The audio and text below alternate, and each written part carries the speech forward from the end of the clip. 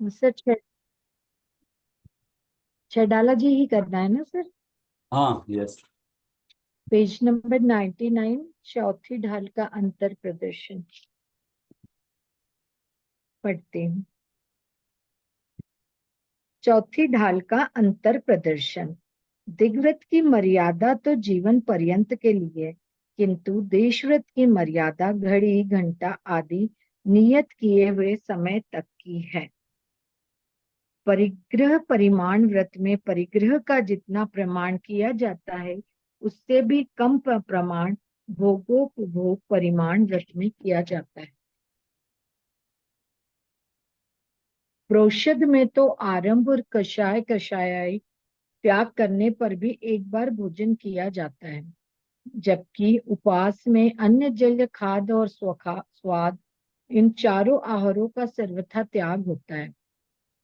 प्रोषित उपवास में आरंभ विषय कषाय चारों आहारों का त्याग तथा उसके अगले दिन और पारने के दिन अर्थात पिछले दिन भी एकासन किया जाता है। भोग तो एक ही बार भोगने योग्य होता है, किंतु उपभोग बार बार भोगा जा सकता है। आत्मा परवस्तु को व्यवहार से भी नहीं भोग सकता, किंतु मोह द्वारा इसे भोगता है, ऐसा मानता है और तत्संबंधी राग को, हर्ष शोक को भोगता है, यह बतलाने के लिए उसका कथन करना सो व्यवहार है। दिग्व्रत और देशव्रत का पहले तो डिफरेंस बताया है कि दिग्व्रत जो भी लेते हैं जीवन पर्यंत लेते हैं, और जो देशव्रत होते हैं उसकी मर्यादा होती है समय की कि इतनी देर के लिए। परिग्रह परिमाण में भी ये है कि जितना मतलब परिग्रह प्रमाण में जो परिग्रह का जो हमने प्रमाण किया, जो हमने आज किया है, उससे मतलब जो भोग उपभोग परिमाण व्रत है उसमें कम प्रमाण में होता है वो। प्रोषद का भी यही है कि मतलब प्रोषद और उपवास में अंतर बताया है कि उपवास में तो हम अन्न जल सबका त्याग करते हैं, चारों प्रकार के आहार का। पर प्रोषद में क्या होता है, आरंभ और कषाय काषायिक भाव विकारी भाव का भी त्याग करके एक बार भोजन करते हैं, मतलब एकासन करते हैं। और उसके पहले दिन भी और उसके अगले दिन भी एकासन ही किया जाता है, मतलब 3 दिन तक वो चलता है व्रत प्रोषद। और भोग उपभोग का ही पता है कि भोग तो एक बार होता है, उपभोग हम उसी चीज का बार बार करते हैं। ये मैं प्रश्नावली पे। हाँ, आत्मा पर वस्तु को व्यवहार से भी नहीं भोग सकता। मतलब किंतु मोह द्वारा मैं इसे भोगता हूँ ऐसा मानता है, और तत्संबंधी राग को हर्ष शोक को भोगता है। वो कहते हैं कि जो जो आत्मा करता है वही भोगता है, तो वैसे भावों को करता है तो भाव को ही भोगता है। यह बतलाने के लिए उसका कथन करना सो व्यवहार है। सर सब जगह एक ही बात आती, विकारी भाव मोह राग, हम चाहे व्रत करें या कुछ करें, बात वही त्यागने वाली है।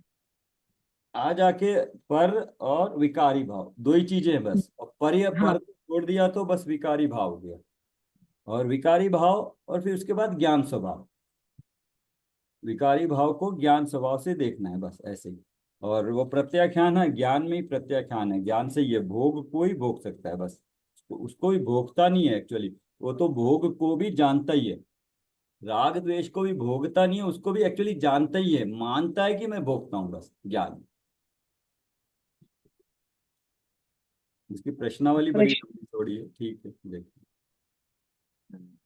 अचौर्य व्रत, अणुव्रत, अतिचार, अतिथि समविभाग, अनध्यवसाय, अनर्थ दंड, अनर्थ दंड व्रत, अपध्यान, अवधि ज्ञान, अहिंसाणुव्रत, उपभोग, केवल ज्ञान, गुण व्रत, दिग्व्रत, दुष्श्रुति, देश व्रत, देश प्रत्यक्ष, परिग्रह परिमाणु व्रत, परोक्ष, पापोपदेश, प्रत्यक्ष, प्रमाचर्या, प्रोषित उपवास, ब्रह्मचर्यानुव्रत, भोग उपभोग परिमाण व्रत, भोग, मति ज्ञान, मन पर्य ज्ञान, विपर्य व्रत, शिक्षा व्रत, शुद्ध ज्ञान, सकल प्रत्यक्ष, सम्यक ज्ञान, सत्यानुव्रत, सामायिक, संशय, स्त्री संतोष व्रत तथा हिंसा दान के लक्षण बतलाओ। सर पूरा ही चौथी ढाल आ गई इसमें, हम्म। सारे व्रत। अणुव्रत, अनर्थ दंडव्रत, काल, गुणव्रत, देश प्रत्यक्ष, दिशा, परोक्ष, पर्व, पात्र, प्रत्यक्ष, विकथा, व्रत, रोगत्रय, शिक्षा व्रत, सम्यक चारित्र, सम्यक ज्ञान के दोष और संलेखना दोष के भेद बतलाओ। अणुव्रत, अनर्थ दंडव्रत, गुणव्रत ऐसे नाम रखने का कारण अविचल ज्ञान प्राप्ति, ग्रैवेग्य तक जाने पर भी सुख का अभाव, दिग्व्रत, देशव्रत, पापोपदेश ऐसे नामों का कारण पुण्य पाप के फल में हर्ष शोक का निषेध, शिक्षा व्रत नाम का कारण सम्यक ज्ञान, ज्ञान, ज्ञानों की परोक्षता, प्रत्यक्षता, देश प्रत्यक्षता, सकल प्रत्यक्षता आदि के कारण बतलाओ। अणुव्रत और महाव्रत में, दिग्व्रत और देश व्रत में, परिग्रह और परिमाण व्रत, भोगोपभोग परिमाण व्रत में, प्रोषद और उपवास में, प्रोषदोपवास में, भोग और उपभोग में, यम और नियम में, ज्ञानी और अज्ञानी के कर्म नाश में तथा सम्यक दर्शन सम्यक ज्ञान में क्या अंतर है यह बतलाओ। फिर यम को क्या लिया था? यम और नियम, एम जो होता है वो जीवन पर्यंत लिया जाता है जहां तक याद आ रहा है मुझे, और नियम होता है वो जो शॉर्ट ड्यूरेशन के लिए लिया जाता है, नियम लेते हैं रोज के रोज। हाँ हाँ, जीवन पर्यंत के लिए, जीवन पर्यंत।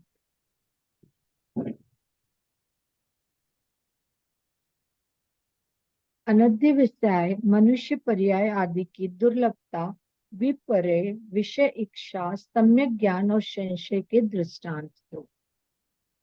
अनर्थ दंडों का पूर्ण परिमाण, अविचल सुख का उपाय, आत्मज्ञान की प्राप्ति, जन्म मरण दूर करने का उपाय, सकल दर्शन और ज्ञान में पहली उत्पत्ति, धनादि से लाभ न होना, निरतिचार श्रावक व्रत पालन से लाभ, ब्रह्मचर्याणुव्रति का विचार, भेद विज्ञान की आवश्यकता, मनुष्य पर्याय की दुर्लभता तथा उसकी सफलता का उपाय, मरण समय का कर्तव्य, वैद्य डॉक्टर के द्वारा मरण हो तथापि अहिंसा, शत्रु का सामना करना न करना, सम्यक ज्ञान होने का समय और उसकी महिमा, संलेखना की विधि और कर्तव्य, ज्ञान के बिना मुक्ति तथा सुख का अभाव, ज्ञान का फल तथा ज्ञानी अज्ञानी का कर्म नाश और विषयों की इच्छा को शांत करने का उपाय आदि का वर्णन कर। अचल रहने वाला ज्ञान, अतिथि संविभाग का दूसरा नाम, तीन रोगों का नाश करने वाली वस्तु, मिथ्या दृष्टि मुनि, वर्तमान में मुक्ति हो सके ऐसा क्षेत्र, व्रतधारी को प्राप्त होने वाली गति, प्रयोजनभूत बात, सर्व को जानने वाला ज्ञान और सर्वोत्तम सुख देने वाली वस्तु, इनका नाम बतला। अमुक शब्द चरण अथवा पद्य का अर्थ और भावार्थ बतलाओ। चौथी ढाल का सारांश कहो। अणुव्रत, दिग्व्रत, 12 व्रत, शिक्षा व्रत और देश चारित्र के संबंध में जो भी जानते हो वो समझाओ।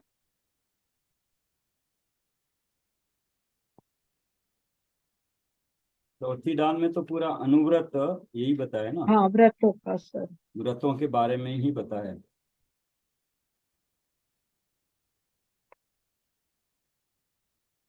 पांचवी ढाल, भावनाओं के चिंतन का कारण, उसके अधिकारी और उसका फल। मुनि सकल वृत्ति बड़ भागी, भव भोगंते वैरागी, वैराग्य उपावन माई, चिंते अनुप्रेक्षा भाई। अन्वयार्थ, हे भव्य जीव, महाव्रतों के धारक भावलिंगी मुनिराज महान पुरुषार्थी है, क्योंकि वे संसार और भोगों से विरक्त होते हैं और वितरागिता को उत्पन्न करने के लिए माता के समान 12 भावनाओं का चिंतन करते हैं। भावार्थ, 5 महाव्रतों को धारण करने वाले भावलिंगी मुनिराज महापुरुषार्थवान है, क्योंकि वे संसार, शरीर और भोगों से अत्यंत विरक्त होते हैं और जिस प्रकार कोई माता पुत्र को जन्म देती है उसी प्रकार ये 12 भावनाएं वैराग्य उत्पन्न करती है। इसलिए मुनिराज इन 12 भावनाओं का चिंतन करते हैं। भावनाओं का फल और मोक्ष सुख की प्राप्ति का समय। इन चिंतत सम सुख जागे, जिम ज्वलन पवन के लागे। जब ही जी आत्म जाने, तब ही जीव सुख सुख। अन्वयार्थ। जिस प्रकार वायु के लगने से अग्नि भभक उठती है, उसी प्रकार 12 भावनाओं का चिंतन करने से समता रूपी सुख प्रकट होता है। जब जीव आत्म स्वरूप को जानता है, तभी जीव मोक्ष सुख को प्राप्त करता है। भावार्थ। जिस प्रकार वायु लगने से अग्नि एकदम भभक उठती है, उसी प्रकार इन 12 भावनाओं का बार बार चिंतन करने से समता शांति रूपी सुख प्रकट हो जाता है, बढ़ जाता है। जब यह जीव पुरुषार्थ पूर्वक पर पदार्थों से संबंध छोड़कर आत्म स्वरूप को जानता है, तब परमानंद में स्वस्वरूप में लीन होकर समता रस का पान करता है और अंत में मोक्ष सुख को प्राप्त करता है। इसमें कल जो जो पॉइंट है ना, देखिए, इसको लिंक होगा कि विषम परिस्थितियां, प्रतिकूल परिस्थितियां होती है तो जाना कर्म का उदय है। तो अभी वर्तमान में क्या करें? वर्तमान में समता रखें। तो समता किस तरह से रखें? समता का रीजन क्या है, उसका कारण क्या है, मतलब समता कहाँ से उत्पत्ति होगी समता की? तो बोले सीधा ये 12 भावनाओं का चिंतन करो। समझ में नहीं आ रहा है तो 12 भावना का चिंतन करो। 12 भावना में क्या है? संसार, शरीर और भोगों से, भोगों की क्षण भंगुरता या उनकी असारता बताइए। इनसे यही है ना कि संसार, शरीर और भोगों की असारता और क्षण भंगुरता, मतलब इन ये असार है, संसार, शरीर और भोग। ये अलग अलग जगह पे, जैसे नए में हमने पढ़ा था कि पर वस्तु के विषय आदि, इस तरह से पढ़ा था ना, पर द्रव्य के या पुद्गल के गुण, गुणों की पर्याय। तो सामान्य रूप से यहाँ जैसे यहाँ पे संसार, शरीर और भोग हो गए। तो संसार हो गया सारा और शरीर अपना हो गया, भोग मतलब भाव हो गए, विकारी भाव। सामान्य रूप से इन 3 वर्ष में भी इनकी इनकी असारता है, मतलब संसार भी असार है, शरीर भी असार है और भोग वो भी क्षण भंगुर है, तीनों ही। तो अगर इनका चिंतन करते हैं कि भैया किस किस चीज के पीछे भागे हम, संसार में कोई कार्य वो भी खत्म हो जाएगा, शरीर है ये भी चला जाएगा, भोग है एक समय के हैं, कर्म के अधीन है सारे। तो इस तरह का चिंतन होगा तब समता भाव आएगी। क्या करे, क्या करे, कैसे करे, ऐसा भाव आता है ना। तो वहां पे कुछ नहीं करना है, बस 12 भावना का चिंतन करने लगो, अपने आप बात समझ में आएगी, किसी को कुछ बताने की जरूरत नहीं पड़ेगी।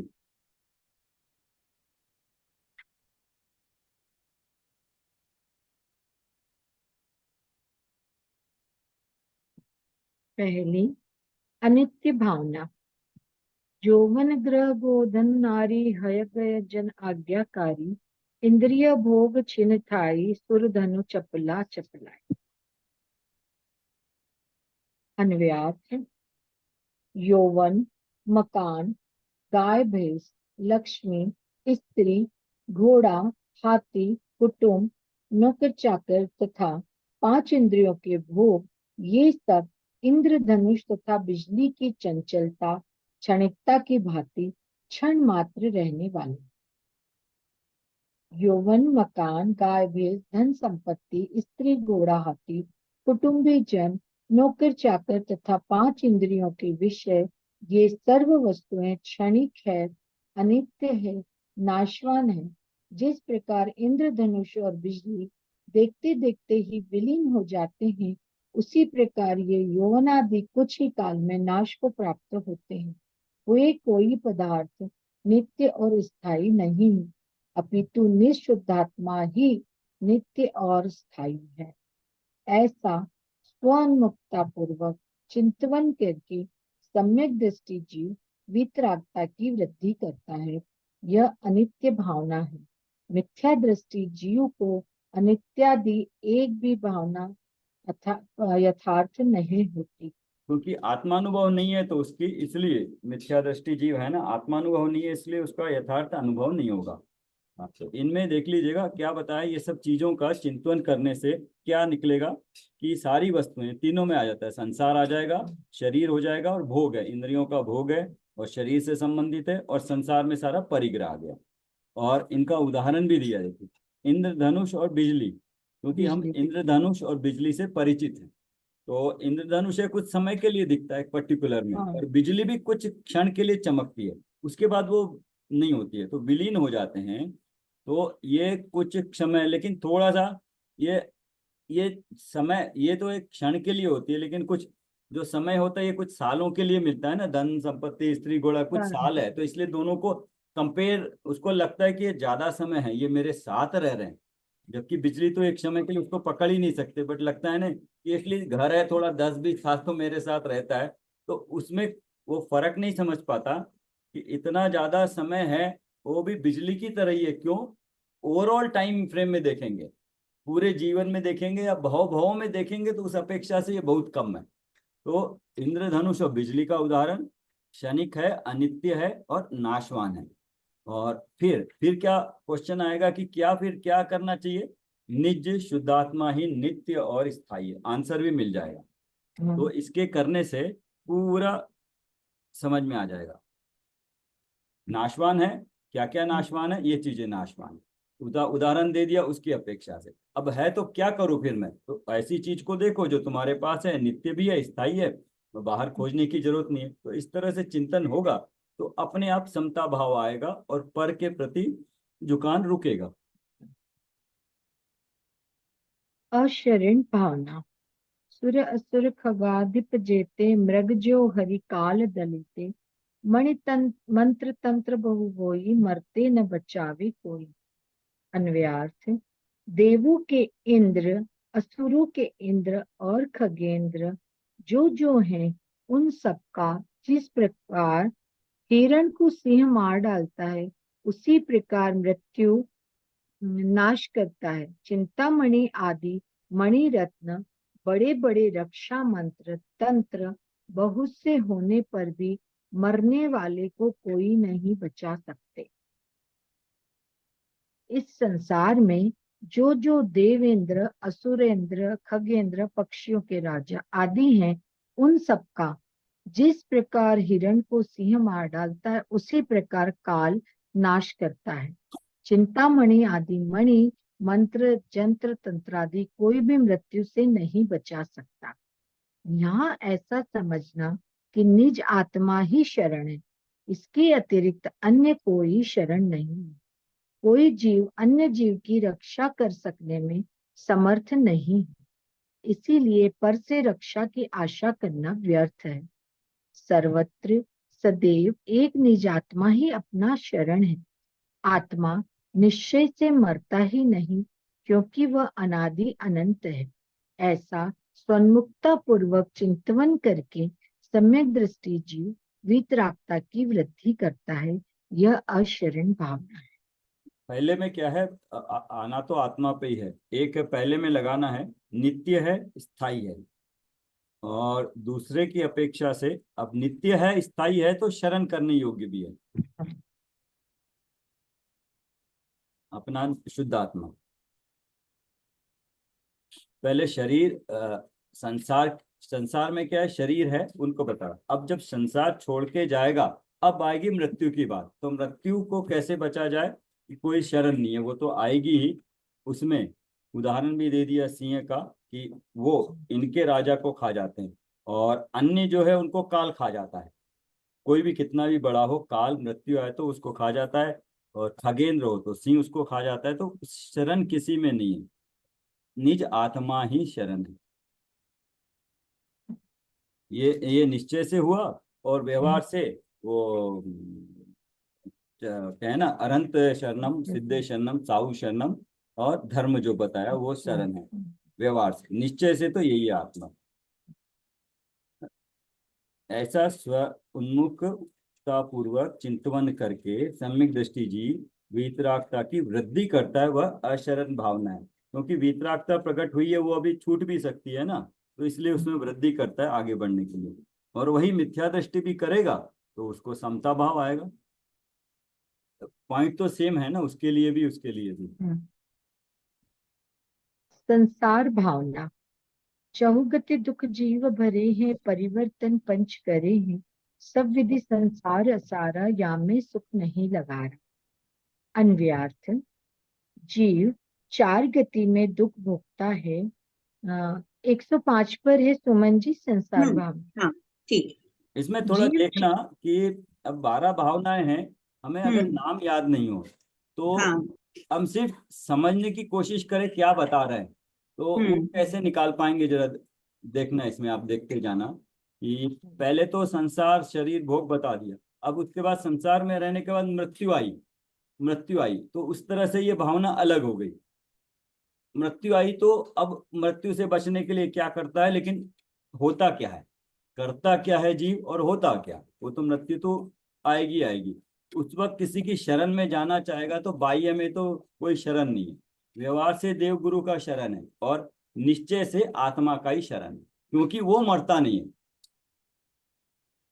उसमें बताया था कि आत्मा की इसलिए शरण लेना है कि वो नित्य है, स्थायी है। और इसमें बताया कि आत्मा ही शरण लेने योग्य है। दूसरी में तीसरी, हाँ पढ़िए।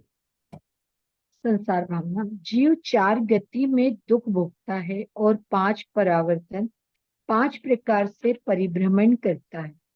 संसार सर्व प्रकार से सार रहित है, इसमें सुख लेश मात्र भी नहीं। हाँ अभी क्या हो गया, अभी एक गति का वर्णन किया और एक गति में मरण हो गया। अब मरण होने के बाद अब दूसरी गतियां भी कनेक्ट हो रही हैं, अब चार गति का वर्णन बढ़ रहा है।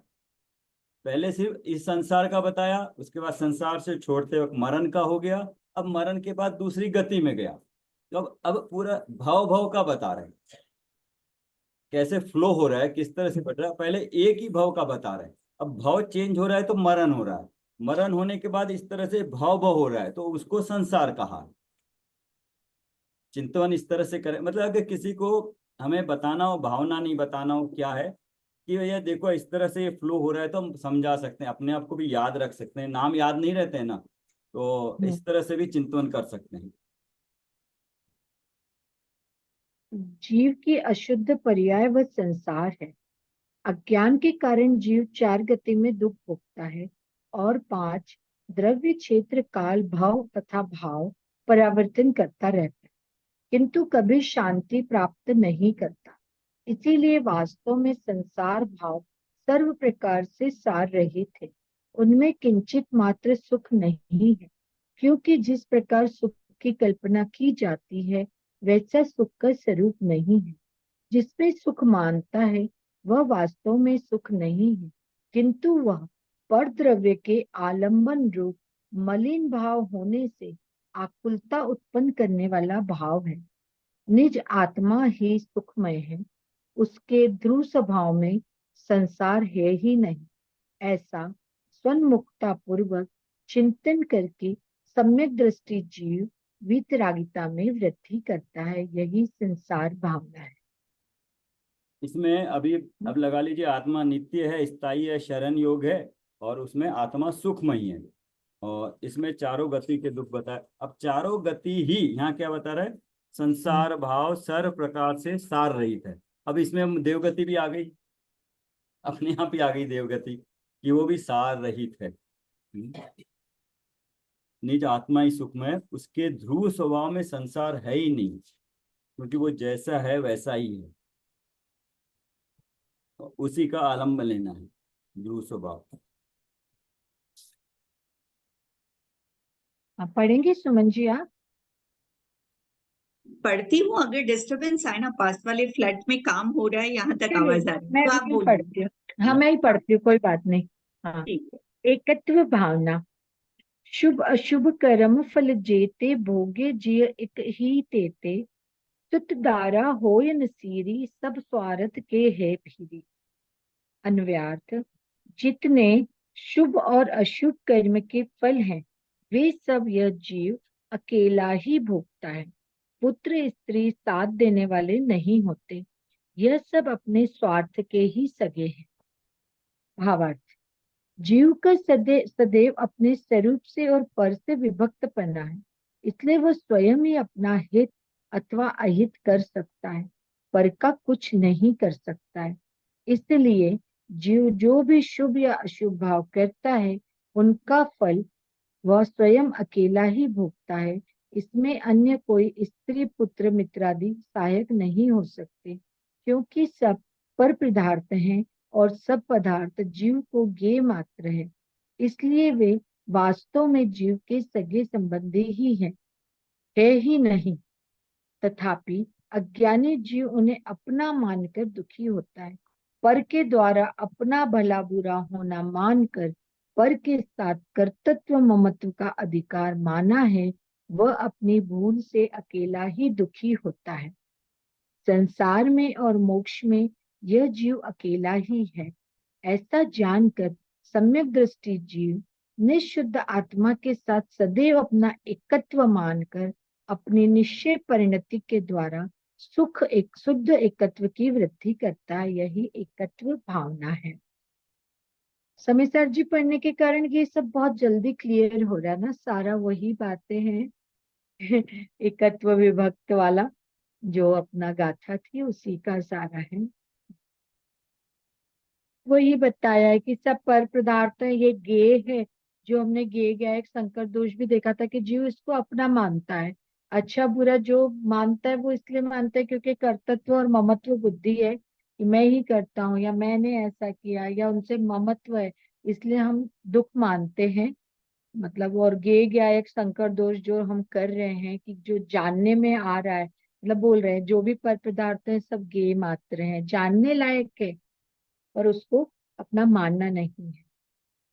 इसकी पिछली तीन भावना से ये डिफरेंस कैसे हुई? एकत्व भावना, यहाँ एक्चुअली जीव सदा अपने स्वरूप से एकत्व है ना, वो एकत्व यहाँ अंडरस्टूड है, और पर से विभक्त पना है। एकत्व विभक्त भावना आ गई ना, स्वयं ही अपना हित अथवा पर का कुछ नहीं कर सकता। सो शुभ या अशुभ वो है भाव पर करता है। के साथ, पर के साथ बंद की कथा विसंवाद पैदा करने अभी वाली समाज वाला है। यहाँ आ गया, एकत्व विभक्त बना गया। अन्य कोई सहायक नहीं हो सकते क्योंकि वे सब पर पदार्थ है, ज्ञेय मात्र है, वास्तव में जीव के सगे संबंधी है ही नहीं। तथापि अज्ञानी जीव ने अपना मानकर दुखी होता है। पर के द्वारा अपना बुरा भला होना मानकर पर के साथ एक कर्तृत्व ममत्व का अधिकार माना है, वह अपनी भूल से ही अकेला दुखी होता है। और मोक्ष में जीव अकेला ही, ऐसा जानकर सम्यक दृष्टि जीव निशुद्धात्मा के साथ ही सदैव अपना एकत्व मानकर अपनी निश्चय परिणति द्वारा शुद्ध एकत्व की वृद्धि करता है। यही तो भाव इसलिए तीन सर भावनाओं। लाइन से ही बता रहे हैं सारा, कि पहले बताया अनित्य है, फिर जब उसको समझा फिर अशरण है कि कोई शरण नहीं है, फिर उसके बाद में संसार चारों गतियों के दुख, जब जीव इतना दुख भोग रहा है मतलब दुख का अनुभव कर रहा है, फिर उसको ये समझ में आ रहा है कि एकत्व भावना। सर पूरा फ्लो में ही चल रहा है, ये लाइन से ही चल रहा है पूरा, कि फिर एकत्व की चारों गतियों में कहीं भी सुख नहीं है। फिर ये है कि जिनको मान रहा है अपना, उनको अलग मान, मतलब तो पर पदार्थों को। यहाँ पे लाइन। खुद के परिणाम खुद को ही भोगने पड़ेंगे। चारों गति हाँ, में दुख तो है, संयोग भी है। अब है कि जो भाव कर रहा है उसका परिणाम स्वयं को ही भोगना पड़ेगा। वही हो गई कि मतलब सोचना पड़ेगा ना कि जो परिणाम मैं कर रहा हूं सबके लिए, जो भी पर में कर्तृत्व ममत्व जो कर रहा है संसार में हो रहा है हमारा, लेकिन होते हुए अगर ये नहीं मालूम पड़ता कि ये मेरे हैं करके समझ रहा है ना, इनका मैं कर सकता हूँ। लेकिन जब जब गति छोड़ के जाना होगा तब कोई साथ नहीं जाएगा, तब पता चलेगा ये मेरे कोई नहीं है। अगर वो तो पता चलेगा बाद में, उसको पता मतलब पता तो चलता है, उसका भावासन उस वक्त होता है एक्चुअल में, घबराहट के साथ कि ये क्या हुआ, मैं जा रहा हूं अकेला, ये सब मेरे थे। मेरे थे लेकिन मेरे साथ कोई नहीं चल रहा, मेरे को ये दुख मेरा ही है। वैसे संसार में भी रहते हैं तो रोज हमें अनुभव होता है, जो दुख होता है, किसी को दुख हो अपने नजदीक वाले को, हम कितना भी चाह के दुख एक रत्ती भर भी बांट नहीं सकते। उसका बदले दुख हमें ज्यादा हो जाए लेकिन उसका दुख बांट नहीं सकते। तो अपना दुख अपने को ही झेलना पड़ेगा, अनुभव करना पड़ेगा। तो फिर क्या ऐसा करे कि ऐसे ही दुख मुझे ना हो, वहां से फिर निकलेगा ये। तो फिर अब ये चिंतन करने से इस भावना के कि जो पहले बताया था आसार है, तो उसको दृढ़ता मिलेगी आसार क्यों है। पर संयोग और भोग, शरीर पर संयोग जो है ये आसार बताया पहले, लेकिन अब आसार का कारण अभी बता रहे हैं कि आसार इसलिए है कि कोई साथ नहीं देगा, जाना तुम्हें ही अकेला पड़ेगा और जो फल है वो अकेला भोगना पड़ेगा। तो यहाँ पे कर्तृत्व और उसकी अपेक्षा से बात बताई है, ममत्व की अपेक्षा से। ठीक है भाई। अन्यत्व भावना। जल पय जो जिय तन मेला, पै भिन्न भिन्न नहीं बेला। तो प्रगट जुदे धन धामा, क्यों द्वे एक मिलेश तत रामा। अन्यवाद अन्यवाद। जीव और शरीर पानी और दूध की भांति मिले हुए हैं, तथापि एक रूप नहीं है, पृथक पृथक है। तो फिर जो बाह्य में प्रकट थे पृथक दिखाई देते हैं, ऐसे लक्ष्मी, मकान, पुत्र, स्त्री आदि मिलकर एक कैसे हो सकते हैं। जिस प्रकार दूध और पानी एक आकाश क्षेत्र में मिले हुए हैं, परंतु अपने अपने गुण आदि की अपेक्षा दोनों बिल्कुल भिन्न भिन्न हैं, उसी प्रकार यह जीव और शरीर भी मिले हुए हैं, एकाकार दिखाई देते हैं, तथापि वे दोनों अपने अपने स्वरूपादि की अपेक्षा से स्वद्रव्य क्षेत्र काल भाव से बिल्कुल पृथक पृथक है। तो फिर प्रगट रूप से भिन्न दिखाई देने वाले ऐसे मोटर गाड़ी, धन, मकान, बाग, पुत्र पुत्री, स्त्री आदि अपने साथ कैसे एक में एक हो सकते हैं। अर्थात स्त्री पुत्र आदि कोई भी परवस्तु अपनी नहीं है। इस प्रकार सर्व पदार्थों को अपने से भिन्न जानकर स्वसन्मुखता पूर्वक सम्यक दृष्टि जीव वितरागता की वृद्धि करता है। यही अन्यत्व भावना है। इसमें वो एक तो इसमें बना दिखा है ना, शरीर और शरीर के बारे में है। तो शरीर और आत्मा दोनों एक क्षेत्र का ही संबंध होने से भी अलग अलग है, दोनों द्रव्य अलग अलग है। तो फिर शरीर के बारे में हो गया, तो ये शरीर हो गया, और वहां पे भोग हो गए, वह विकारी परिणाम हो गए। और यहाँ पे गतियों में, गति में, गति गति मतलब संसार में कहाँ घूमेगा वो हो जाएगा। और यहाँ ये हो गया। वहाँ वहाँ पिछले में आप लिख सकते हो पंच परावर्तन था, द्रव्य, क्षेत्र, काल, भाव तथा भाव, 106 में ना, वो हाँ पंच जी। परावर्तन है वो। और यहाँ पे हो गया ये चतुष्टय हो गया, स्व चतुष्टय, पर चतुष्टय, सद्रव्य, क्षेत्र, काल, भाव, ये चतुष्टय होगा। स्व चतुष्टय स्व में ही रहता है। सर एकत्व भावना में सिर्फ सब पर पदार्थों को लिया, अन्यत्व में सिर्फ शरीर को लिया है। पर में ऐसे इसमें बाह्य के देखने एक में एक हो सकते हैं, वो तो प्रत्यक्ष पर है ही, तो हाँ। उनका अस्तित्व ही अलग है। इस प्रकार सर्व पदार्थों को अपने से भिन्न जानकर स्व सन्मुखता पूर्वक सम्यक दृष्टि जीव वीतरागता की वृद्धि करता है।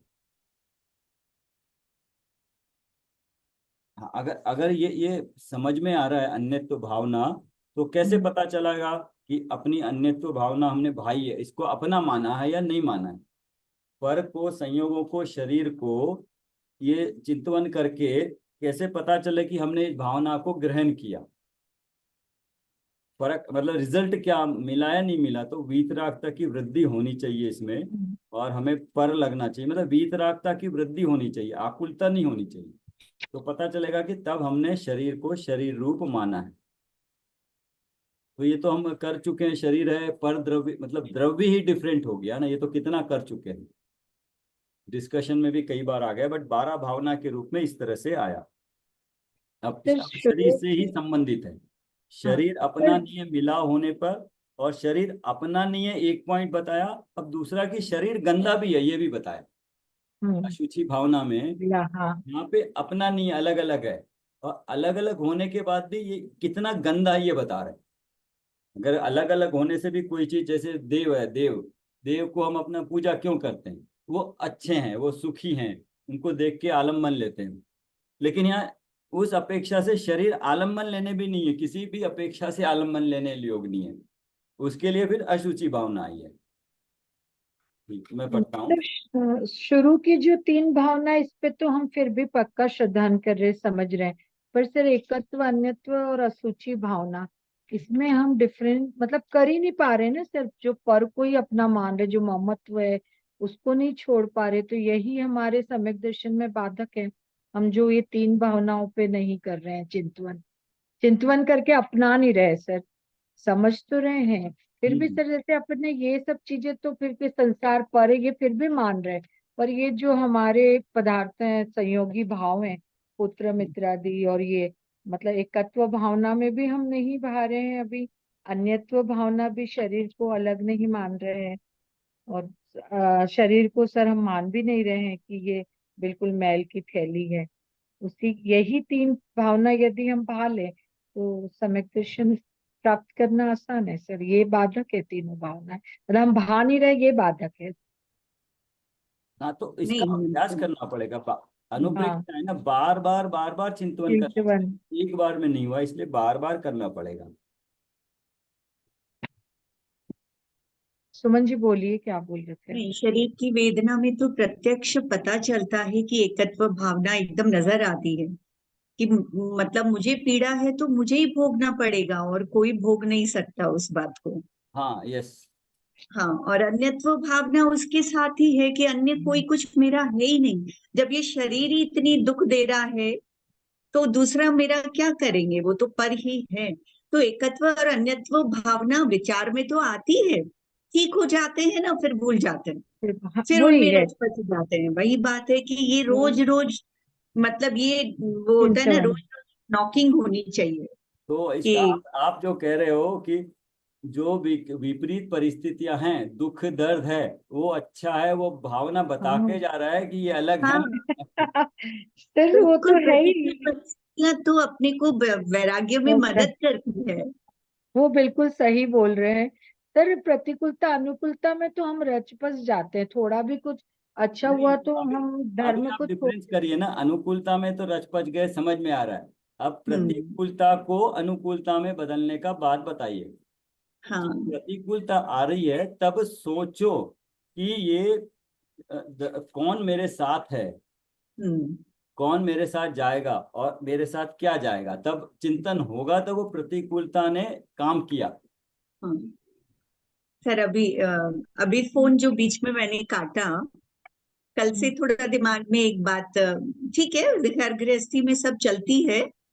आ, वही जो मेरी भांजी बाहर रहती है, अभी उनके हस्बैंड को बिजनेस में ही कुछ प्रॉब्लम, बिजनेस मतलब जॉब में प्रॉब्लम चल रही है। तो बहुत साल से 25-30 साल हो गए बिरलाज में है, शादी के पहले से। अभी इजिप्ट, दुबई, मस्कट, वो बाहर ही बाहर है। तो अभी उनको 2-3 महीने 4 महीने हो गए उनकी पोस्ट पर मैनेजर भी हेड ऑफ द उनकी कंपनी का लोकल आए। वो सब इस्लामिक कंट्रीज ही है, ये सारी मुस्लिम कंट्रीज है। तो वो आ गए और उन्होंने अपने ही मिलने जुलने कलीग को उनकी पोस्ट पर बिठा दिया और इनको बोला आपका ट्रांसफर करेंगे, अभी आप घर जाओ। तो कोई बात नहीं, जॉब में ट्रांसफर होती है, ठीक है। मतलब थोड़ा होता है ना कि परेशान करना, मतलब विद इन अ वीक आप पैकिंग करके तैयार रहिए, 1 वीक के अंदर आपको ज्वाइन करना है, उसके बाद कोई खबर नहीं।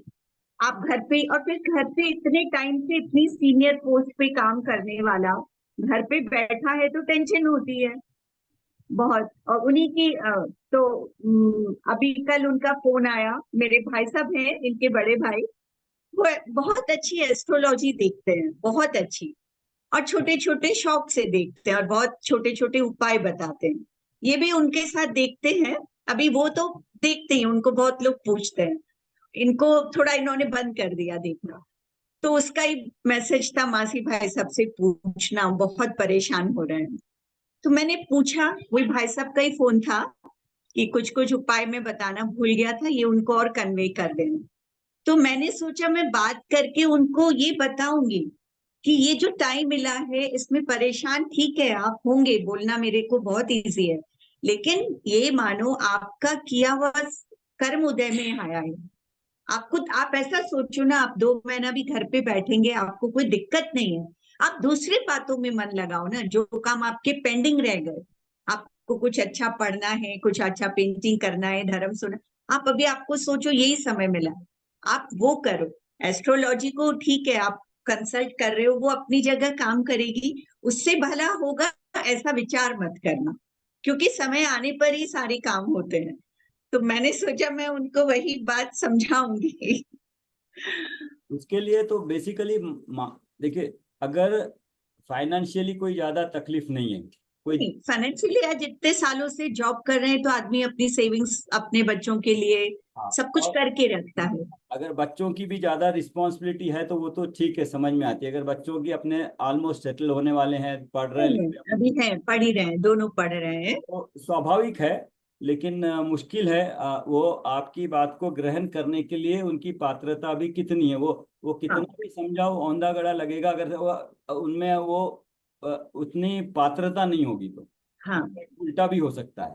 तो नहीं, बहुत डिसेंट है, बहुत समझदार है, इंटेलिजेंट है, तो ऐसा समय आया है, लाइफ में आएगा, आता है, तो ठीक है। और जो उन्होंने भाई साहब ने बताया वो सब बातें भी उनको बताऊंगी, आप ये करो, कोई दिक्कत नहीं है।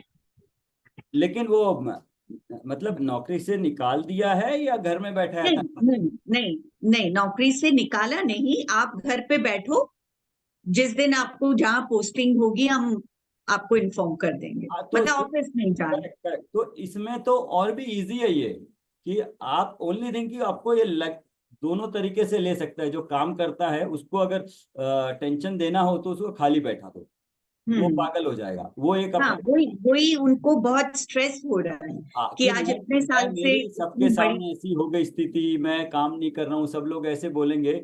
उसकी जगह वही आप जो बोल रहे हैं, शांति से बैठ के देखें, समय मिला है, आप बैठे हो आराम से, टाइम मिला है, टाइम को यूटिलाइज करिएगा, आप चिंता मत करिएगा। मैं अगर सैलरी मिल रही है घर बैठे तो आप थैंक यू करिए उनको, और क्या, एक थैंक यू मैसेज दीजिए। और दूसरी जगह भेज ही रहे हैं आपको तो दूसरी जगह को आप एज ए ट्रीट करिए कि घूमने मिल रहा है। अगर इंटरनेशनल डेस्टिनेशन है तो और बढ़िया है। वो इंटरनेशनली, खैर वो तो उनकी वो सब ठीक है, जन्मपत्री में उनका बाहर ही रहना है, वो सारी बाहर ही है, शुरू से शादी से पहले से ही बाहर है, वही जॉब है। मतलब वही बात है कि किसी भी मतलब टेंशन जब आनी होती है ना तो किसी भी वे में आ सकती है, जरूरी नहीं कि फाइनेंशियली टेंशन हो, आदमी को अलग अलग रूप में कर्मों का उदय आता है, और ले रहे हैं, सहज रूप से ले रहे हैं। फिर हो सकता है, मैंने पूछा भी क्या कोई बात हो गई क्या ऑफिस से, तो उसने कुछ मेरे को मैसेज नहीं किया, उसने कहा ये घर पे है बांसी, बाद में बात करूंगी। हम्म। शायद कोई और परेशानी ऑफिस की तरफ से आई हो, क्योंकि दोनों दो लड़कियां हैं, एक 12th में वहीं पढ़ रही है, बड़ी वाली दिल्ली, अभी उसने लंदन से लॉ कंप्लीट करके अभी दिल्ली में 1 साल का कि इंडिया में प्रैक्टिस कर सके वो ज्वाइन किया है।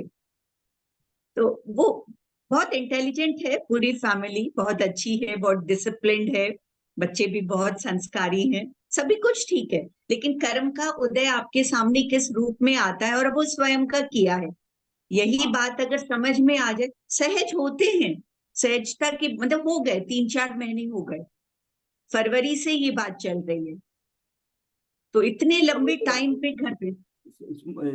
ये है कि अगर फाइनेंशियली उनको टर्मिनेट नहीं किया है तो थोड़ा इजी रहेगा समझना। ओनली नहीं, फाइनेंशियली टर्मिनेट नहीं किया है। तो फिर ओनली अपना वो लगता है कि मैं बैठा हूँ दूसरों के कंपैरिजन में, कोई पूछे क्या कर रहे हो, खाली बैठे हो, तो आप हाँ तो वही जैसे कह रहे हो, कुछ अपना ऐसा काम करो जिससे बिजी रखो, वरना बस सोचते रहेंगे तो वो मानसिक टेंशन अपने आप आएगी। बस ये वही मानसिक टेंशन वाली बात है, उसको हाँ कम कर सकना कैसे है। तो वहां पे मान का होगा कि ये मेरे को हो गया, मेरे साथ हो गया, ये सब कुछ मैं इतना किया इन्होंने, मतलब मैं इतने सालों से इनके लिए इतना करता रहा, इन्होंने 1 घंटे में आके मेरे को ऐसा कर दिया, ये सारी चीजें दिमाग में चलेगी। उसको कैसे हम्म डाउन करे, तो उसके लिए अगर पहले से कुछ कर रहे हैं तब तो ठीक है, नहीं तो एकदम से क्या ग्रहण पर आएंगे, ये बातें ये है। हाँ, तो वही वही है, ठीक तो है, क्या अपना सुनते काम है। करते हैं, कुछ सुनते करते हैं, कुछ है पहले मैं बेसिक हाँ कहीं वही कुछ सर ना करते कि रहे हैं। हाँ हाँ, बेसिक नहीं उनका पता तो नहीं माँ, उनको समझ आएगा। नहीं मतलब नहीं, ये उनकी ऐसी धार्मिक प्रवृत्ति उस रूप में है कि उनका एक किटी नहीं है, भक्तामर का ग्रुप है, जैसे आप करते हैं ना हाँ मंथ में एक दिन सबके घर पे भक्तामर करना, हम्म, वो सब चीजें इन्वॉल्वमेंट में है। लोगस वगैरह जो हम लोग बोलते हैं, वो घर पे हम्म। एवरीडे बच्चों के साथ लोगस बोलेंगे। तो संस्कार में जितना फिर जानते हैं वो करते हैं, बहुत डिसेंट है। नहीं, फिर आपके मतलब पूरी बताने पे फैमिली। उनको आएगा समझ, क्योंकि हाँ बेसिक नॉलेज है ना उनको, तो फिर वो नहीं डिस्टर्ब होंगे इतने। आप पर आप म्यूट हो गए हैं, म्यूट हो गए आप। मैंने पर बोला था सुमन, हाँ जी पर आगे सुमन जी चलिए। मैं आपको एक बात बोलती हूँ, आप तो सब समझते हैं ना, आप सब कुछ हाँ जानते हैं, आपका इतना सब स्वाध्याय, आप क्यों डिस्टर्ब होते हैं?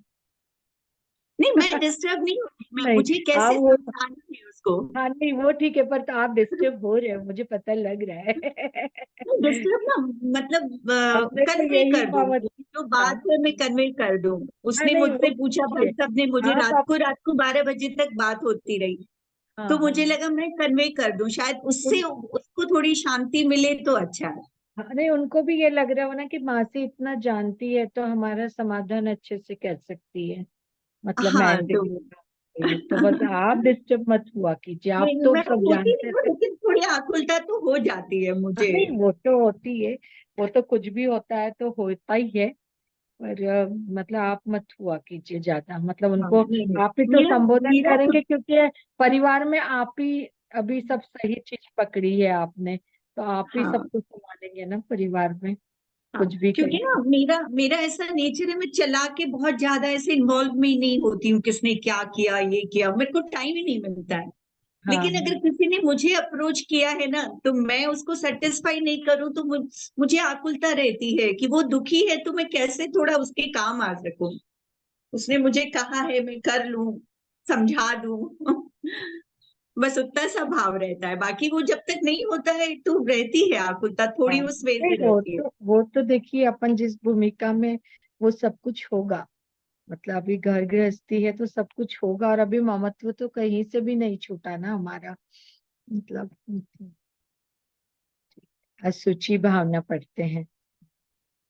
असुचि भावना, पल रुधिर राध मल थैली कीकस वसाद मेली, नव द्वार बहे घिनकारी अस देह करे किम यारी। अन्व्यार्थ, जो मांस रक्त पीप और विष्ठा की थैली है, हड्डी चर्बी आदि से अपवित्र है, जिसमें घृणा ग्लानि उत्पन्न करने वाले 9 दरवाजे बहते हैं, ऐसे शरीर में प्रेम राग कैसे किया जा सकता है? करते हैं ना, हमें सब पता है, फिर भी हम शरीर से तो बहुत प्यारे हैं। ये चीजें तो कभी हम्म, चिंतन कर लो ना, खुद के शरीर से घृणा होती है। यह शरीर तो मांस रक्त पीप विष्ठा आदि की थैली है, और वह हड्डी चर्बी आदि से भरा होने के कारण अपवित्र है, तथा 9 द्वारों से मेल बाहर निकलता है। इससे शरीर के प्रति मोह राग कैसे किया जा सकता है? यह शरीर ऊपर से तो मक्खी के पंख के समान पतली चमड़ी से मड़ा हुआ है, इसलिए बाहर से सुंदर लगता है, किंतु यदि उसके भीतरी हाल तक विचार किया जाए तो उसमें अपवित्र वस्तुएं भरी है, इसलिए उसमें ममत्व अहंकार या राग करना व्यर्थ है। यहाँ शरीर को मलिन बताने का आशय भेद ज्ञान द्वारा शरीर के स्वरूप का ज्ञान कराकर अविनाशी निज पवित्र पद में रुचि करना। इंद्र जी 109 नंबर पेज पर, अविनाशी निज पवित्र पद में रुचि करना है, किंतु शरीर के प्रति देश भाव उत्पन्न कराने का आशय नहीं है। शरीर तो उसके अपने स्वभाव से अशुचिमय अशुचिमय है, और यह भगवान आत्मा निज स्वभाव से ही शुद्ध एवं सदा शुचिमय पवित्र चेतन पदार्थ है। इसीलिए सम्यक दृष्टि जीव अपने शुद्ध आत्मा की सन्मुखता द्वारा अपनी पर्याय में सुचिता की वृद्धि करता है, यह असुचि भावना है। मतलब दौलतराम जी बिल्कुल कह रहे, मतलब शरीर का सारा बता रहे कि वो 9 द्वार से बहरा, मतलब सारा अशुद्धता निकलती रहती है, घृणा करने योग्य है, मांस रक्त पीप, इससे ऊपर से जो चमड़ी है उससे सुंदर दिखता। पर वो एक बात और कह रहे हैं कि ये इसलिए बता रहे कि आप अपने ज्ञायिक स्वभाव को समझो, इससे जो राग कर रहे ये छोड़ो। ऐसा नहीं कि इसकी अपवित्रता तो शरीर से द्वेष करो, द्वेष करने का नहीं बोल रहे हैं वो। पर यही है कि अपने स्वभाव में, क्योंकि शरीर तो हमको पता है असुचि, मतलब हमारा शुचि है, मतलब असुचि भावना, मतलब हमारी जो आत्मा है वो असुचिमय है, उसमें कोई भी शुद्ध है हमेशा, मतलब जो है चैतन्य पदार्थ। ये अशुचि जो है इसको हम जाने, उससे द्वेष ना करें, और जो हमारी पवित्र सूची में आत्मा है शुद्ध, और इसको इसको जाने और हमारे पर्याय में हम पवित्रता लाएं, यही भावना भाए मतलब। तो लाइन से अभी तक 6 भावनाएं हो गई है इंदिरा जी। फर्स्ट वाली अनित्य है, उसमें ये बताया है कि मतलब किस तरह से अनित्य है संसार और ये सब कुछ, और हमारी आत्मा नित्य है, अनित्यता की बताया। फिर सेकंड में अशरण भावना जो है, उसमें यही है कि कोई भी शरण नहीं है हमको, जब मृत्यु आएगी हमें कोई भी नहीं बचा पाएगा, कोई कितना भी बड़ा देव इंद्र राजा चक्रवर्ती हो, मृत्यु से वो जो हम पढ़ते हैं ना, राजा राणा छत्रपति हाथिन के असवार, मरना सबको एक दिन अपनी अपनी बार। तो उसमें कोई नहीं, क्योंकि जब मतलब इसमें बिजली और उसका भी उदाहरण दिया हुआ है पहली अनित्य भावना में, कि किस तरह से धनुष, इंद्रधनुष और बिजली की चंचलता है, कि थोड़ी वैसे ही ये सब अनित्य है। तो और हमारी जो आत्मा नित्य है, उसी का मतलब हम करें आखिरी में, कि उनका ही चिंतन करें। सेकंड शरण में, कि व्यवहार से तो शरण लेने अनंत सिद्ध परमेष्टि जैन धर्म शरण लेने योग्य है, पर निश्चय से तो हमारी आत्मा ही निश्चय शरण लेने योग्य है। इस संसार में चारों गतियों का, दुखों का वर्णन किया है। फिर उसके बाद में चौथी भावना में एकत्व भावना बताई है, कि मतलब जो हमारा समय सार जी में भी पढ़ा है हमने, एकत्व विभक्त, कि स्व जो हमारा हमारा जो स्वरूप है वो पर से हमेशा वो विभक्त है, अलग है। फिर उसके बाद में अन्यत्व भावना में, कि जिस तरह दूध और पानी मिला हुआ है, उसी तरह हमारा शरीर और जीव तत्व जो मैं हूँ मिले हुए हैं, एक क्षेत्र अवगाही संबंध है, पर वो अलग है पर। असूची में शरीर की गंदगी के बारे में बताया है, इसलिए ये जो पूरी 6 भावनाओं में यही बताया है। अब आगे जो है आश्रव भावना, पढ़ूं या आप लोग पढ़ेंगे कोई? ये कल करें हम, हाँ ठीक मतलब है। अब दोपहर को मुझे करें तो 4 ये, बजे। हाँ आज क्लास है आपकी? नहीं, मैसेज तो नहीं आया मैम का, मुझे लगता है मंडे से ही होगी। नहीं, ये मतलब है ना 12 भावना, देखिए अपन ने कितनी बार पढ़ी है, पर इस बार हाँ। पढ़ा तो थोड़ा अच्छे से समझ में आया है। और ऐसे ही भाव आया है कि कभी ऐसा हम्म है ना, तो हमारी जो 12 भावना एक अनुशीलन है, हम एक एक भावना का उसमें रोज चिंतन कर सकते हैं। और वो छोटा वाला अपना हम्म। ध्यान होता है, सर को बोलते हैं 12 भावना के ऊपर अब लगा देंगे, क्योंकि पढ़ रहे हैं ना तो जल्दी पकड़ में आएगा ये सब तो कुछ। आज 3 बजे वही कर लेंगे ना, 12 भावना का। 12 भावना वाला सर को कहते हैं 12 हाँ, भावना। वो कर लेंगे। और फिर ये 6 जो ये हो गई हाँ ये, और फिर अब वैराग्य उत्पन्न करिए, आश्रम बाद वाली 6 वैराग्य उत्पादक है, हाँ तत्व परक है, पहले वाली 6 वैराग्य हाँ, उत्पादक है।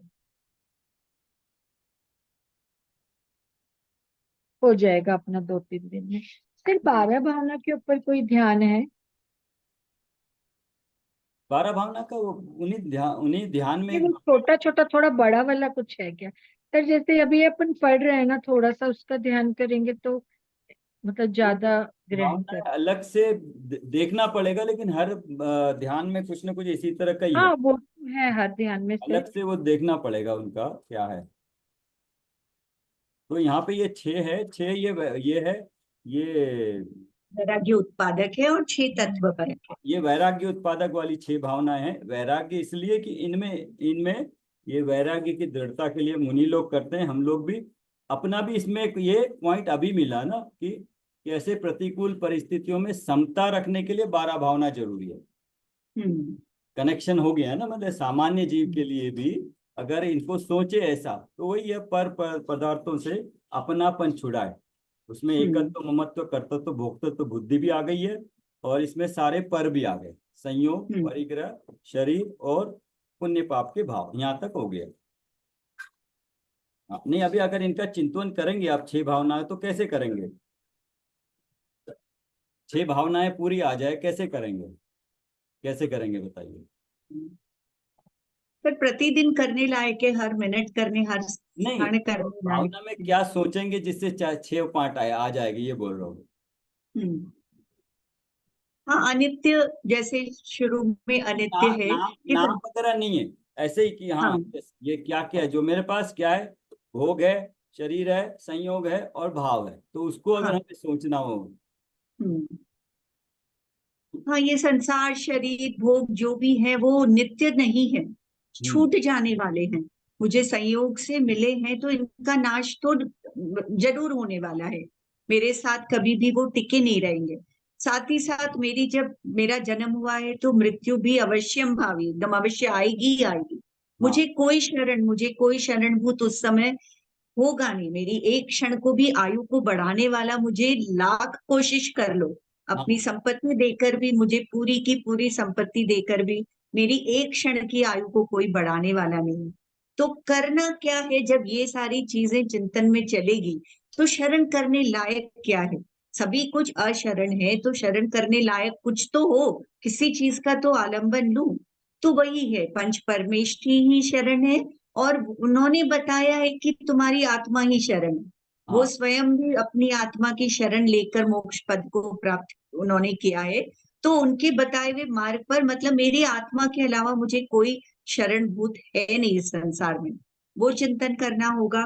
और जो शरीर को मैं हर समय अपना, मेरा कर्तृत्व, ममत्व, इससे जो है मेरा, इसका उन्होंने मुझे मतलब भान कराया कि ये कैसा है। ये मतलब इसमें ये बहुत अशुचि है, गंदगी से भरा हुआ है, इसमें कुछ भी देखो गंदगी के अलावा, अशुचिता के अलावा इसमें कोई चीज नहीं। लेकिन इससे द्वेष नहीं करना है। इस शरीर के भीतर जो तुम्हारा चैतन्य तत्व है, वही तुम्हारा साथ देने वाला है, वही तुम्हारा जीव तत्व है, वही तुम्हारा ज्ञान दर्शन उपयोग वाला, तुम्हारे साथ रहने वाला वही जीव तत्व तुम स्वयं हो। इसका भान हमें इन सब भावना की चिंतन करने से होता है। करेक्ट। तो मेरे ख्याल से ये पहले भी हमने जो किया उसमें भी आ गया है कि बाह्य से जो संयोग हो गए, परिग्रह हो गया, शरीर हो गया और भाव हो गया, अच्छे बुरे की, अच्छी की कोई चाह की भाव, ये सारे मिला के कि ये मेरे नहीं है। तो अब मेरे नहीं है तो मेरी शरण क्या है? शरण क्या है? मैं अपना आत्मा हूं। तो अब अपनी आत्मा को, अपने स्वरूप को जानने का पुरुषार्थ करे अच्छी तरह से, अपने ज्ञान द्वारा अपने स्वरूप को जानने का पुरुषार्थ करिए, क्योंकि हम्म। अपने स्वरूप को जानना पड़ेगा ना, द्रव्य गुण पर्याय से। हम्म। तो हम्म। वो जान के फिर उस पे कहाँ दृष्टि टिका है वो भी तो आना चाहिए ना। अगर हम्म। कहीं छोड़ रहे हैं तो कुछ पकड़ने लायक चीज भी हो तभी छूटेगी, हम्म। तो फिर साथ ही साथ वो भी करना पड़ेगा। यस। इंदिरा जी, आप बताएंगे क्या 6 भाग, ये भी बता सकते हैं, चिंतवन किस तरह का चलेगा? सर अभी इधर काम चल रहा है, साउंड बहुत है। ओके ओके, चलिए ठीक है। हाँ ठीक है, कोई बात। आप बताइए ऋतु जी, आप भी थोड़ा चिंतन कैसे चलेगा? सर, जैसे जब भी हम देख रहे हैं हमारे आसपास की, मतलब ये सोचने में आएगा कि मैं सबसे ममत्व कर रहा हूँ, इतना सबको अपना मान रहा हूँ, ये जो है सब अनित्य है, मतलब मुझे सब छोड़ के जाने वाले हैं, मेरे साथ तो मेरा ज्ञायक भाव ही रहने वाला है। तो लेकिन मैं पहले पर को तो डिफाइन तो करना पड़ेगा ना, कि पर है क्या, क्या पर जिसमें मेरा हाँ सर, विचार है वो पर तो। तो अपने न्याय की अपेक्षा जो हमने सब एक जो कि जो संयोगी भाव है, ये धन दौलत रिश्ते नाते सबको मैं अपना मान रहा हूं। मतलब सर, जिससे हमें ज्यादा ममत्व है उसको पहले सोचे कि सबसे पहले उनका ममत्व, और मतलब मैं क्या छोड़ सकता हूँ। जैसे सर फिर भी ये है कि जो संयोगी हैं, हम उनको थोड़ा सा, मतलब ज्यादा, उसमें भी बच्चे हैं, घर हैं, उनको ज्यादा हमारा ममत्व रहता है। तो मतलब ये इन सबको मैं, पर ये कोई भी मेरे साथ सब ये चीजें अनित्य है इसी भाव के लिए है। पर मेरे साथ नित्य तो मेरा ज्ञायक भाव है, मैं उसी के, मेरी आत्मा है, तो मैं उसकी उपेक्षा करके मतलब इन सबको अपना मान रही हूँ। पहले तो सर ये सोचने में अपना मान रही हूँ, फिर धीरे धीरे उससे ममत्व कैसे कम करूं, तो सर उसमें फिर ये सोचने में आएगा कि जब मतलब मेरा अंतिम समय आएगा, तब ये कोई भी मेरे साथ नहीं जाने वाले हैं, मेरे साथ मेरी आत्मा ही रहेगी जो हमेशा अनादिकाल से है। फिर उसके बाद सर जैसे कि फिर एकत्व विभक्त का कि ये जो सब पर पदार्थ हैं वो मेरे से अलग हैं। जो मेरा शरीर भी है वो भी मतलब एक क्षेत्र अवगाही है से मैं उसको अपना ही मान रहा हूँ, उसका दुख दर्द को मैं अपने आत्मा का दर्द मान रहा हूँ, पर वो मेरे से अलग है। तो सर मतलब जब प्रतिकूलता आती, जैसे सुमन जी ने भी बोला कि प्रतिकूलता में हम ज्यादा सोचते हैं कि मतलब ये सब कुछ है और मेरा ग्रहण करने लायक क्या है। फिर शरीर के ऊपर सिर्फ जैसे हमने ममत्व थोड़ा सा कम हुआ, चिंतन में बार बार चिंतन कर रहे हैं, हमारा जो पर पदार्थों से ममत्व कम हुआ, मतलब जानने में तो सब आएंगे पर उससे हमें अपनापन नहीं करना है। तो फिर मैं क्या करूंगी, शरीर से जैसे हो है तो उसमें भी फिर यही जो इस सूची भावना को ध्यान में रखते हुए कि ये तो सब शरीर मतलब गंदगी से अशुद्ध पदार्थों से भरा, मेरी आत्मा तो एकदम शुद्ध है, मैं उसको ना अपना के इस शरीर को अपना मान रहा हूँ। इस करके से धीरे धीरे यदि चिंतन करते रहेंगे तो इन चीजों से ममत्व धीरे धीरे कम होते जाएगा, और कम होते होते सर एकदम ही खत्म हो जाएगा, ममत्व अपनापन नहीं रहेगा। उसमें एक और भी है कि एक गति के बारे में अभी सोचा, बट एक और फ्यूचरिस्टिक पॉइंट ऑफ व्यू से इस तरह से चारों गति में भ्रमण करते आए और हाँ चारों संसार भावना, हाँ गति वो भी दुख रूप है। गति जो देखा ना, गति ही हाँ दुख, संसार भावना। वो भी एक आ जाएगा। अभी इसमें क्या है, प्रेजेंट गति का बताया, बट उसमें हम्म में क्या है, उससे आगे का भी है। पूरा भव भव का जो भ्रमण है वो भी दुख रूप ही है। तो पहला तो अब इनको आइडेंटिफाई करना क्या क्या है, और आइडेंटिफाई में यही है कि जो चीज से मेरा, जैसे एग्जाम्पल था दूसरी जगह कि कोई चीज हमने खरीदी, हम्म खरीदी और जब पैसे दिए तब से वो हम्म मेरा परिग्रह हो गया। हम्म अब अभी ऑनलाइन भी ऑर्डर किया मैंने, पेमेंट किया, तब से वो मेरा हो गया। तो ऐसे ही किस किस चीज पे मेरा ममत्व है, जो चीजें पे मेरा ममत्व नहीं है उससे मेरे को कोई मतलब नहीं है। कौन सी चीज का मेरा ममत्व किस चीज पे है वो आइडेंटिफाई करनी पड़ेगी।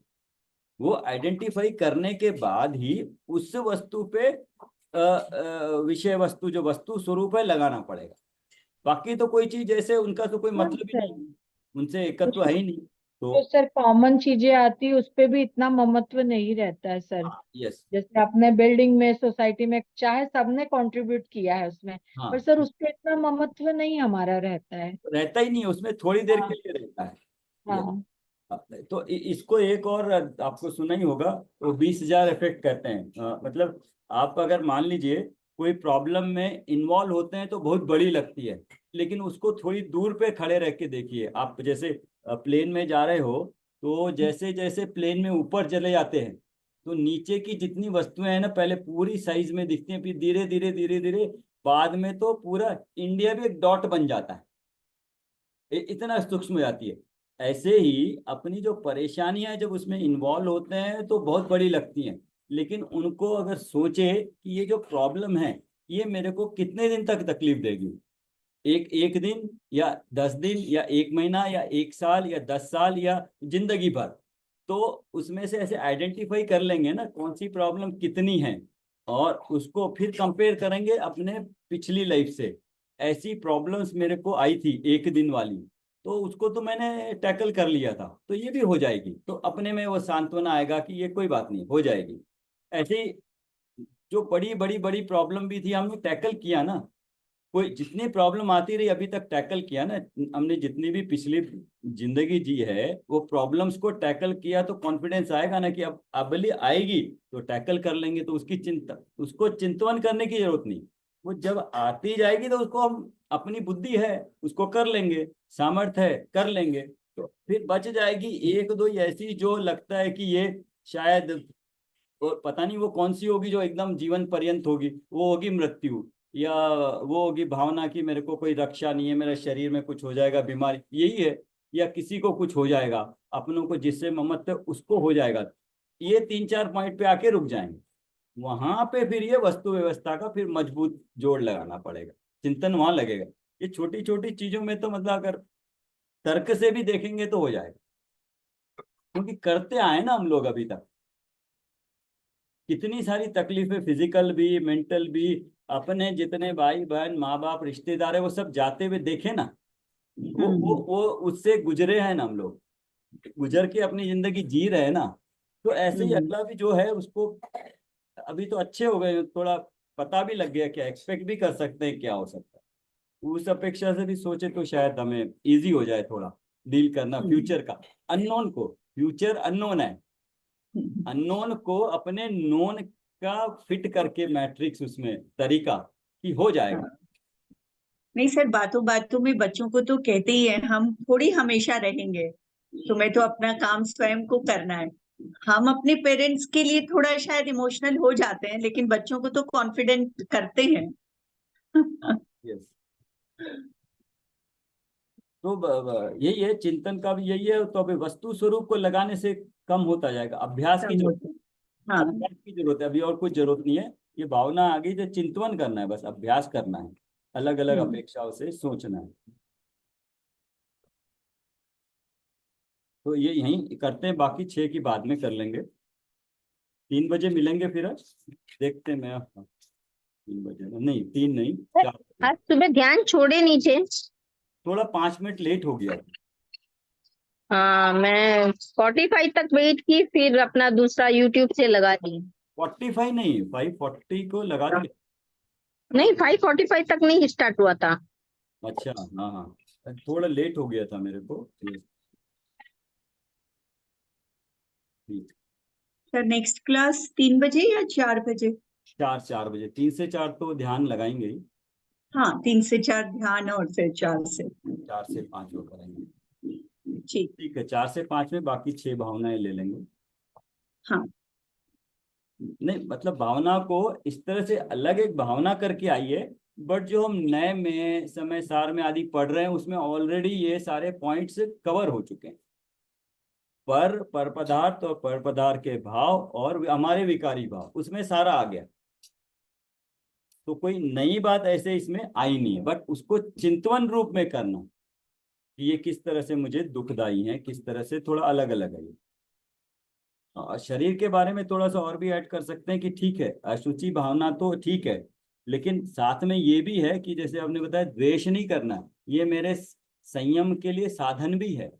अगर इसको सही तरीके से यूज करें, इसको इसके हम ना बने, ये हमारा बन जाए, तो हमारे लिए बहुत कार्यकारी है।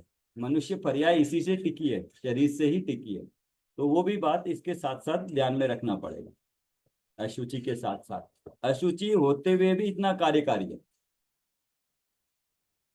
तो उसको कार्यकारी को अपने लिए कैसे यूज करें, ये हमें बुद्धिपूर्वक करना पड़ेगा। तो उसमें फिर अगर ये अशुचि भावना आती है तो फिर अपने आप इसको भी अपने लिए कैसे यूज करें, तो व्रत तप आदि जो सूक्ष्म वाले अपने छोटे छोटे है ना, वो अपने आप सहज रूप में आने चाहिए मेरे ख्याल से। अशुचि तो है, तो इससे द्वेष तो नहीं करना है, छोड़ना तो नहीं है जो संपत्ति यही है, पर के रूप में संपत्ति ये जो कार्यकारी है। तो इसको इतना इतना इतना ध्यान रखो कि ये मेरी साधना करने में बाधक न बने, मेरे को हेल्प करे।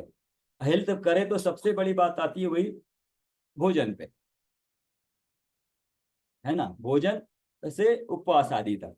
तो उसको अगर अपने आप ध्यान लेंगे तो वो अपने आप वो कार्य भी व्रत आदि का अपने आप हो जाएगा। क्योंकि ये रीजन समझ में आया, व्रत करने के लिए व्रत नहीं कर रहे।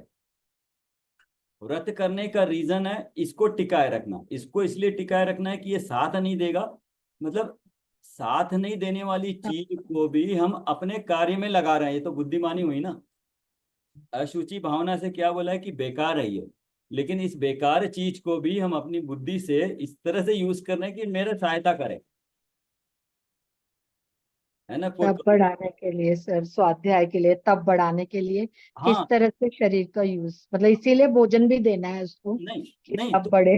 भोजन भी देना है, बट अब आपको भावना आएगी कि अगर ये मेरे को इसको यूज करना है तो इसको बिल्कुल बैलेंस वे में इसकी टेक केयर करनी है, ना ज्यादा ना कम। तो वहां से आपको व्रत आदि अपने आप फ्लो होंगे कि इसको इतना व्रत कर लेंगे तो इतना एडजस्ट हो जाएगा अपने आप। तो व्रत करने की जरूरत नहीं पड़ रही है, हमारा साध्य क्या है, स्वाध्याय करना। स्वाध्याय में जो जो साधन आ रहे हैं उनकी देखभाल कर रहे हैं तो वो अपने आप हो जाएगी। सर सिंपल है कि शरीर को भोगना नहीं है, इंद्रिय विषय नहीं बनाना है, उसको साधन बनाना है। बस बिल्कुल बिल्कुल, यस, वो अगर पता लग गया तो सब कुछ अपने आप हो जाएगा बस।